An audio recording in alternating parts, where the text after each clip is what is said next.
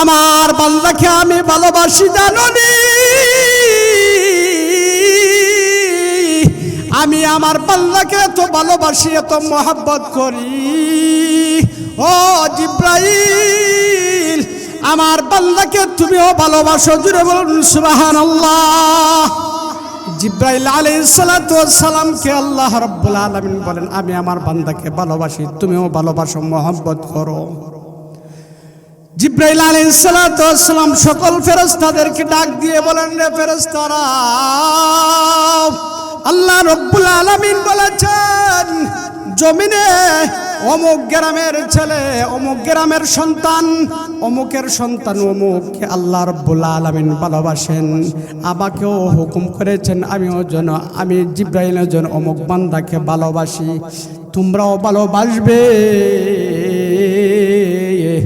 আল্লাহ রাব্বুল আলামিন ফেরেশতাদেরকে নির্দেশ দিয়ে বলেন, আমার বান্দার যত প্রয়োজন আছে জমিনের মধ্যে, যদি আমার বান্দার কোনো প্রয়োজন হয়, আমি আমার বান্দা দুনিয়ায় তাইকা যদি কোনো মুসিবতে পড়ে যায়, তাহলে তোমরা আমি আমার বান্দার মুসিবত থেকে আমি আল্লাহ যখন হুকুম করি, আমার বান্দার মুসিবত দূর করে দিব আমি আল্লাহ। জুড়ে বলুন সুবহানাল্লাহ। আল্লাহ রাব্বুল আলামিন যদি কোনো বান্দাকে ভালোবাসেন, দুনিয়ার জমিনে যত সমস্যা আছে আল্লাহ রাব্বুল আলামিন সকল সমস্যা সমাধানকারীকে, সকল সমস্যার সমাধানকারী একমাত্র আল্লাহ। আমি যখন মুসিবতে পড়ে যাব আমি আল্লাহর কাছে বলবো, হাত তুলে যখন মুনাজাত করব, রব্বানা যালামনা আনফুসানা ওয়া ইল্লাম তাগফির লানা ওয়া তারহামনা লানাকুনান্না মিনাল খাসিরিন। আমি যখন হাত তুলে আল্লাহর কাছে দোয়া করব, মুনাজাত করব, আল্লাহ রাব্বুল আলামিন আমার ডাকে সাড়া দিবেন। আমার যত প্রয়োজন আছে সকল প্রয়োজন আল্লাহ রাব্বুল আলামিন মিটাইয়া দিবেন। জুড়ে জুড়ে বলুন সুবহানাল্লাহ। পক্ষান্তরে আল্লাহ রাব্বুল আলামিনের মায়ার বান্দা যারা, বুঝতে পারছেন তো, আল্লাহ রাব্বুল আলামিনের মায়ার বান্দা যারা, তারা একমাত্র আল্লাহর উপরে ঈমান আনবে, আল্লাহর উপর ভরসা করবে, আল্লাহর উপর ভরসা করবে, সবর করবে, ধৈর্য ধারণ করবে, আল্লাহ রাব্বুল আলামিনের উপর পরিপূর্ণভাবে পাকাপোক্তভাবে ঈমান এনে আল্লাহর উপরই একমাত্র ভরসা করবে। হায়াতুল হাইওয়ান নামে কিতাবের মধ্যে হযরতে আবু নাঈম হায়াতুল হাইওয়ান নামক কিতাবের ৩য় খণ্ডের মধ্যে আল্লামা কামালউদ্দিন দামিশকি রাহমাতুল্লাহি আলাইহি একটা ঘটনা উল্লেখ করেছেন। আল্লাহর উপর ভরসা করলে কি লাভ, কি ফায়দা। আমরা যখন কোনো কাজ করব, আমার আগামীর জন্য যখন কোনো কাজ করব, অথবা আমি যে কোনো কাজে করি না কেন, আল্লাহর উপরে ভরসা করতে হবে। হায়াতের মালিক আল্লাহ, রিজিকের মালিক আল্লাহ, আবার চাকরির মালিক একমাত্র আল্লাহ। সব কিছু আল্লাহর উপর ভরসা করতে হবে। যদি আমরা আল্লাহর উপরে ভরসা করি, তাহলে আল্লাহ রাব্বুল আলামিন আমার জন্য যথেষ্ট। জুড়ে জুড়ে বলুন সুবহানাল্লাহ। আল্লামা কামালউদ্দিন দামিশকি রাহমাতুল্লাহি আলাইহি হায়াতুল হাইওয়ান নামক কিতাবের ৩য় খণ্ডে একটা ঘটনা উল্লেখ করেছেন। এক ব্যক্তির 4টা সন্তান ছিল। কয়টা সন্তান? 4টা সন্তান ছিল।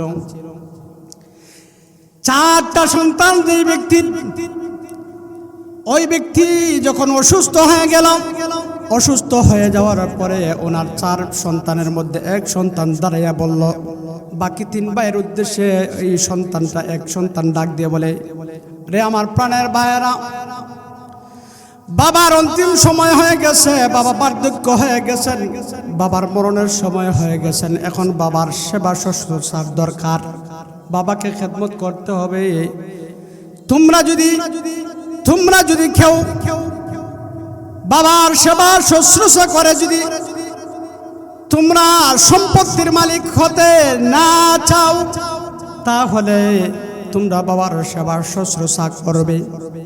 বাবার সেবা শুশ্রূষা করে তোমরা যারা বাবার সম্পত্তি থেকে বঞ্চিত না হতে চাও, তোমরা কি করবা? তোমরা বাবার সেবা শুশ্রূষা করবা। 3 সন্তান দাঁড়িয়ে গেল।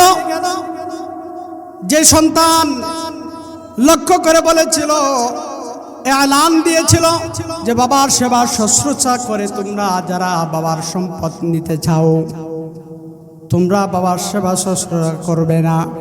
তখন 3 সন্তান ডাক দিয়ে বলল যে আমরা বাবার সেবা করব না, আমাদের সম্পত্তির প্রয়োজন, আমাদের সেবার প্রয়োজন। 3 সন্তান বলল বাবার সেবা শুশ্রূষা তুমি করো। বাবার সেবা শুশ্রূষা যে করবে তার সম্পত্তি থেকে বঞ্চিত হবে। 3 সন্তান বলল ঠিক আছে, তুমি বাবার সেবা শুশ্রূষা করো, আমরা করব না, আমরা বাবার সম্পত্তি থেকে আমরা আর কি করব না, বঞ্চিত হব না। 3 সন্তান চলে গেল। অর্থাৎ যে সন্তান বাবার সেবা শুশ্রূষা, যে সন্তানেরা বাবার খেদমত করবে, তারা যে ব্যক্তি খেদমত করবে সে ওই সম্পদ থেকে বঞ্চিত হবে। আর আমাদের নিয়ম হচ্ছে যেই ব্যক্তি বাবার খেদমত করবে, বাবা তার নামে সম্পদ সব লিখে দেয় কি দেয় না? যেটা বলুন, সম্পদ লিখে দেয় কি দেয় না? সম্পদ লিখে দেয়। কিন্তু এই ওয়াজের বেলায় উল্টা কি? যে ব্যক্তি বাবার সেবা শুশ্রূষা করবে, বাবার খেদমত করবে, বাবাকে দেখাশোনা করবে, ওই ব্যক্তির সম্পদ থেকে বঞ্চিত হবে। আল্লামা কামালউদ্দিন দামিশকি রহমতুল্লাহি আলাইহি বলেন যে 3 সন্তান বাবার সেবা শুশ্রূষা থেকে বঞ্চিত হলো। বঞ্চিত হয়ে তারা সম্পদ ভাগ বাটোয়ারা করে তারা ধনী হয়ে গেছে। তারা কি হয়ে গেছে? ধনী হয়ে গেছে। আর যে সন্তান এলান দিয়েছিল, ওই সন্তান বাবাকে দেখাশোনা করে, বাবার খেদমত করে, বাবার খেদমত করে, বাবাকে দেখাশোনা করে, বাবার ঔষধ এনে দেয়, বাবাকে খাবার তুলে দেয়। অর্থাৎ এইভাবে তার দিন চলতে লাগলো।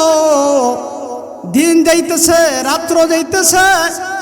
হঠাৎ করে ওই ব্যক্তি ইন্তেকাল করলো। ইন্তেকাল করার পরে ওই ব্যক্তিকে দাফন কাফন পরিয়ে কবরে রাখা হলো। যেই ব্যক্তি এলান দিয়েছিল, ওই ব্যক্তির স্ত্রী বলল, কি সর্বনাশ হয়েছে যে আমাদের 4 ভাইয়ের মধ্যে 3 ভাই সম্পত্তি পেয়েছে, আমরা পাইলাম না। আমরা মা বাবার খেদমত করেছি, আমাদের সম্পদ পাওয়ার কথা ছিল, কিন্তু আমরা তো সম্পত্তি পেলাম না, সম্পদ থেকে আমরা বঞ্চিত হয়ে গেলাম। স্বামী ডাক দিয়ে বলে, সন্তান ডাক দিয়ে বলে, ও আমার প্রাণের স্ত্রী, প্রাণের বিবি, দুঃখ করবা না, চিন্তা করবা না, পেরেশানি নাই, চিন্তা নাই, একমাত্র আমাদের দেখভাল করবেন আল্লাহ।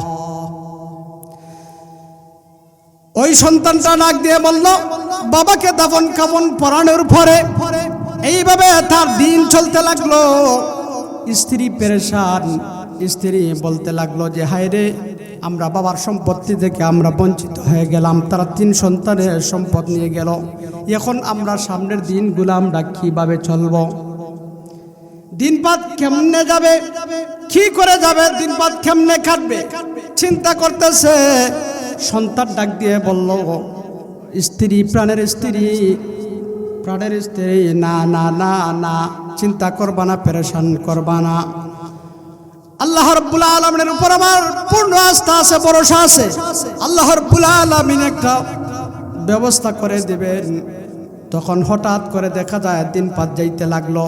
হঠাৎ করে দেখা যায় ওই সন্তানটা তার বাবাকে স্বপ্নে দেখলো। জুড়ে বলুন সুবহানাল্লাহ। স্বপ্নে দেখতেছে, বাবাকে জিজ্ঞেস করতেছে সালাম দিয়ে, আব্বা জান আপনার খবর কি? বাবা বলল, বাবা আমার খবর খুব ভালো। তাহলে শোনো, আমি অমুক জায়গার মধ্যে 100 দিরহাম রাখলাম। 100 দিরহাম তুমি আইনা খরচ করবা। খুব গভীর মনোযোগ দিয়ে খেয়াল করুন, আলোচনা বুঝবেন, তারপরে আমরা আমল করব। আল্লামা কামালউদ্দিন দামিরি দামেশকি রহমাতুল্লাহি আলাইহি লিখেছেন, ওই সন্তানটা যখন বাবাকে স্বপ্নে দেখলো, বাবা ওই ছেলেটাকে 100 দিরহাম বলল যে 100 দিরহাম অমুক জায়গায় রাখা আছে, তুমি আইনা খরচ করবা। সন্তান ডাক দিয়ে বলল, বাবা ও আমার শ্রদ্ধেয় আব্বা, আপনি আমাকে 100 দিরহাম বলেছেন, অমুক জায়গা থেকে আমি আনবো। আগে বলুন, আপনি 100 দিরহামের মধ্যে বরকত আসেনি? জুরে সুবহানাল্লাহ বলতেন না? বরকত বুঝেননি? যদি অল্পতে বরকত হয় তাহলে আল্লাহ রাব্বুল আলামিন যদি সন্তুষ্ট হয়, রাজি হয়, অল্পতে অনেক বরকত হয়। ওই সন্তান কিন্তু আল্লাহর উপর প্রথমেই ভরসা করেছিল। ওই ব্যক্তি সন্তানটা বলতেছে, বাবা আপনি যে আমার জন্য 100 দিরহাম রাখছেন, ওই 100 দিরহাম যে আমি এনে খরচ করব, 100 দিরহামের মধ্যে বরকত আসেনি। বাবা ডাক দিয়ে বলে, রে সন্তান, 100 দিরহামের মধ্যে কোনো বরকত নাই, বরকত নাই। সন্তান বলে, আব্বা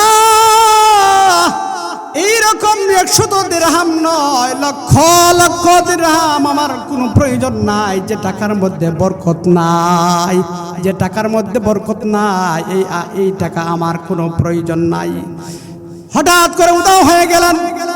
তারপরে দ্বিতীয় রাত্রিতে বাবা স্বপ্ন থেকে চলে যাওয়ার পরে স্বামী স্ত্রীকে বলল যে, আমার প্রাণ স্ত্রী, আমি আজকে আমার আব্বাকে স্বপ্নে দেখেছি। আমার আব্বা আজকে স্বপ্নে দেখা দিয়ে আমাকে বলছেন 100 দিরহাম এক জায়গায় রাখা আছে। তখন আমি বলছি, টাকার মধ্যে কোনো বরকত আসেনি, বরকত হবে নি। তখন আমার বাবা বলছে, বরকত হবে না। স্ত্রী ডাক দিয়ে বলল, তুমি তো একটা অন্যায় করেছ, তুমি তো ভুল করেছ। বাবা যখন বলেছে 100 দিরহাম, 100 দিরহাম আনলে তো আমরা খরচ করতে পারতাম। আমাদের ঘরের মধ্যে বাজার নাই, আমাদের টাকা নাই, পয়সা নেই, আমরা কিভাবে চলব? যদি 100 দিরহাম পাইতাম তাহলে তো আমাদের দিনপাত ভালো যাইত। স্ত্রীকে সান্ত্বনা দিয়ে বললেন, স্ত্রী সবর করো, ধৈর্য ধরো, আল্লাহ রাব্বুল আলামিন ব্যবস্থা করে দিবেন। আমরা আল্লাহর উপর একমাত্র ভরসা করেছি, আল্লাহর উপর ভরসা করলে আল্লাহ অবশ্যই দিবে, না খাইয়ে আমাদেরকে আল্লাহ মারবে না। স্ত্রী চুপ হয়ে গেল।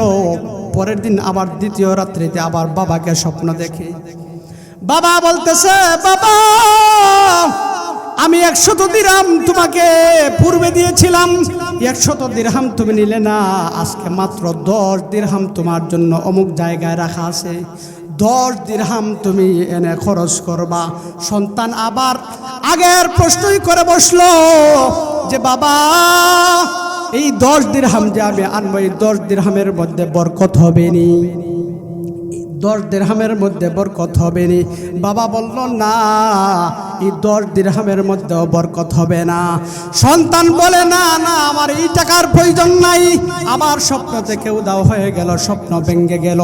স্বপ্ন ভাঙার পরে আবার স্ত্রীকে বলল যে, স্ত্রী আজকে আমি আমার আব্বাকে স্বপ্নে দেখলাম।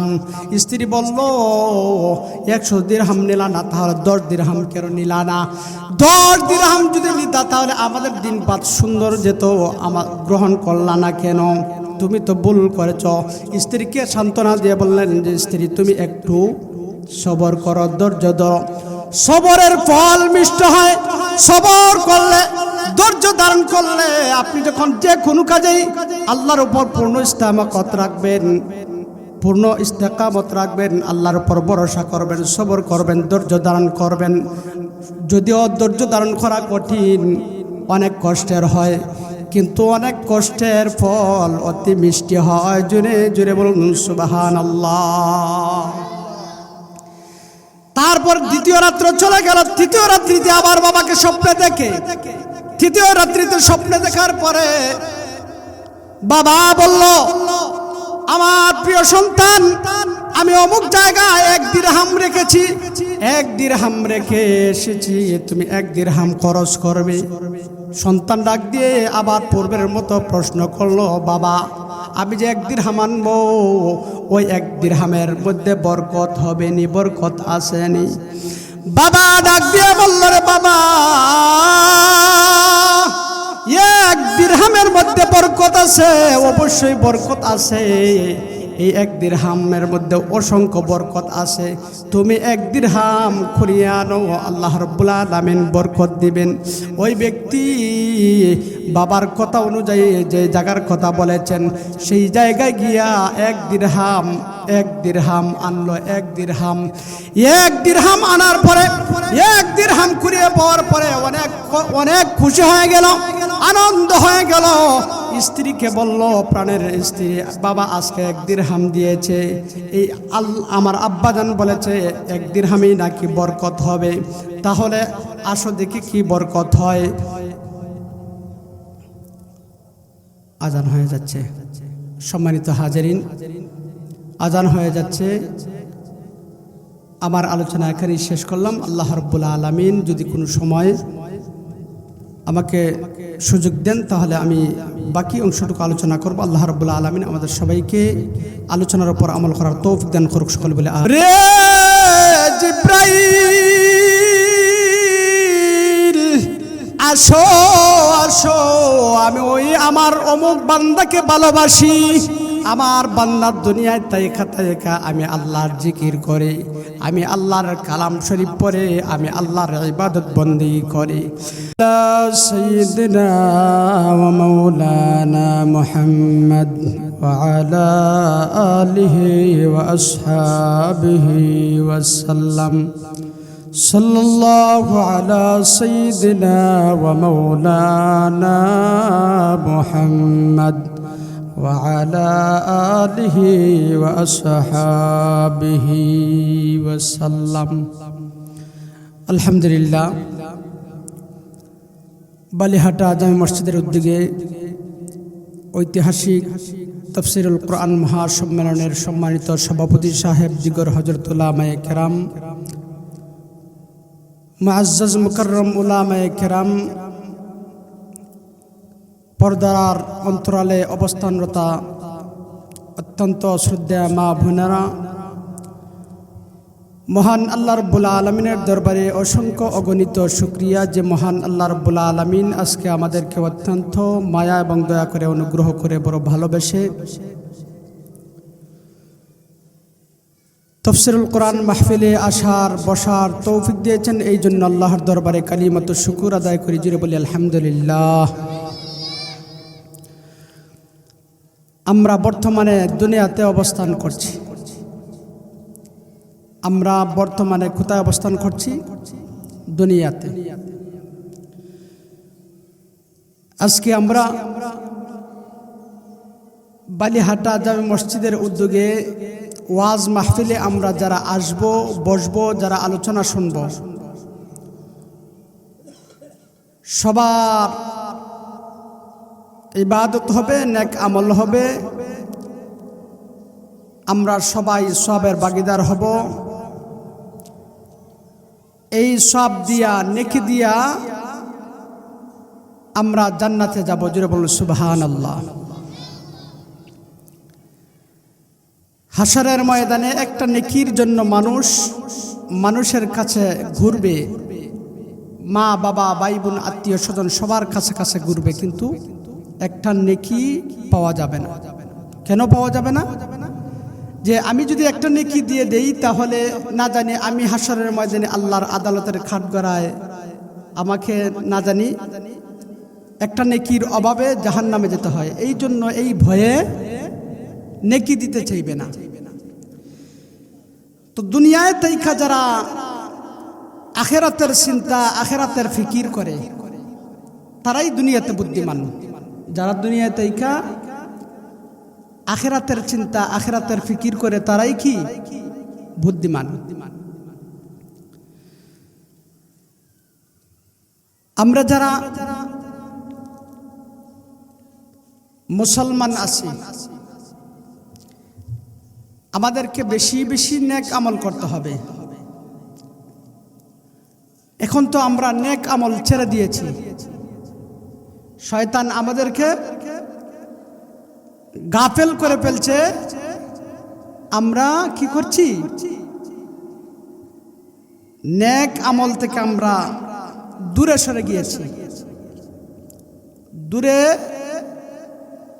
আমল থেকে বিচ্ছিন্ন হওয়া যাবে না, আমল ধরে রাখতে হবে। দৈনিক 5 ওয়াক্ত নামাজের পাশাপাশি আমাদেরকে অন্যান্য ইবাদত করতে হবে, যে ইবাদতে আল্লাহ খুশি হন। আল্লাহ রাব্বুল আলামিন যদি যে বান্দার প্রতি রাজি আর খুশি হয়ে যান, সন্তুষ্টি হয়ে যান, আল্লাহ রাব্বুল আলামিনের ইবাদত বন্দেগী যেই বান্দা করবে, আল্লাহ রাব্বুল আলামিন ওই বান্দার প্রতি রাজি আর সন্তুষ্টি হয়ে যান, খুশি হয়ে যান। যারা আল্লাহর ইবাদত বন্দেগী করবে, যারা আল্লাহর দাসত্ব করবে, যারা আল্লাহর গোলামি করবে, আল্লাহ রাব্বুল আলামিন ওই বান্দাকে ভালোবাসেন। যে ব্যক্তি আল্লাহর ইবাদত বন্দেগী করবে, বেশি বেশি নেক আমল করবে, ইমানের পরে নেক আমল। যদি ইমান না থাকে, নেক আমলে কোনো কাজ হবে না।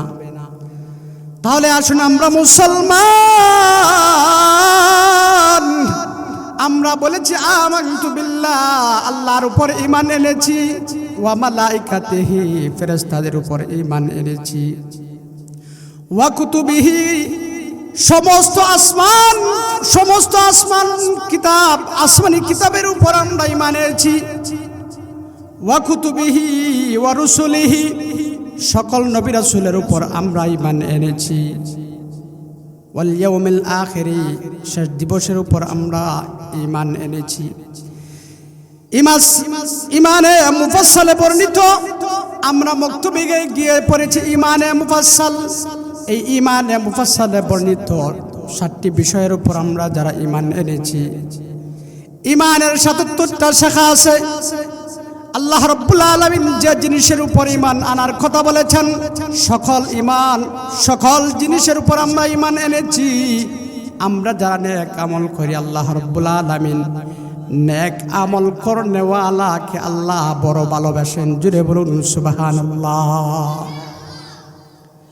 মুসলিম শরীফের হাদিস, মিশকাত শরীফের হাদিস, হযরত আবু হুরায়রা রাদিয়াল্লাহু তাআলা আনহু হতে বর্ণিত, আল্লাহর হাবিব রাহমাতুল লিল আলামিন বলেন, আল্লাহ রাব্বুল আলামিন যেই বান্দাকে ভালোবাসেন, ফেরেশতাদের সরদার হযরত জিবরাইল আলাইহিস সালাতু ওয়াস সালামকে ডেকে ডেকে বলেন,